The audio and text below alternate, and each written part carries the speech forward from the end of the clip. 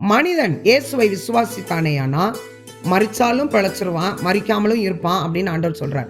அப்ப இயேசுவை நம்பினா சாவே இல்லையா அப்படின்னு எல்லா மனுஷனுக்குள்ள இப்போ ஒரு பெரிய கேள்விக்குறி வருது. மனிதனுக்கு 2 விதமான மரணம் உண்டு. ஒன்று மேல் தோற்றமாய் காணப்படுகிற இந்த மாம்சீக மரணம். இந்த மாம்சீக மரணம் எல்லா மனிதர்களுக்குமே உள்ளது பிரியமானவர்களே. இன்னொரு மரணம் பாருங்க, ஆத்ம மரணம். ஆத்மானா என்னது அப்படின்னு சொல்லி பார்த்தா, உள்ளுக்குள்ள ஒரு மனிதன் இருக்கிறான் பாருங்க.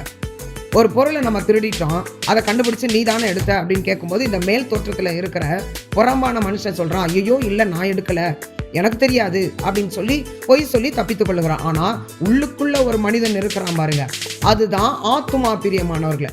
அந்த மனுஷனுக்கு தான் தெரியும் நான் தான் எடுத்தேன் அப்படின்னு. உண்மை அந்த ஒரு மனுஷனுக்கு தான் தெரியும்.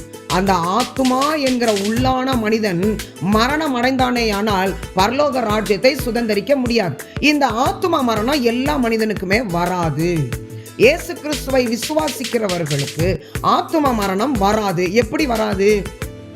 பாவத்துல உழன்று கொண்டிருந்த நம்மை மீட்டு எடுக்க அவர் தன்னுடைய பரிசுத்த ரத்தத்தை சிந்தி நம்மை கழுவி ஆடுகளாய் மாற்றி அவருடைய மந்தையில இணைத்திருக்கிறார். என்றைக்கு நீதிமான்கள் ஆக்கினாரோ அவருடைய ரத்தத்தினாலே கழுவி, அந்த நாள் முதற்கொண்டு, அந்த நிமிடம் முதற்கொண்டு அவர் நமக்குள்ளாய் வாசம் பண்ண ஆரம்பிக்கிறார்.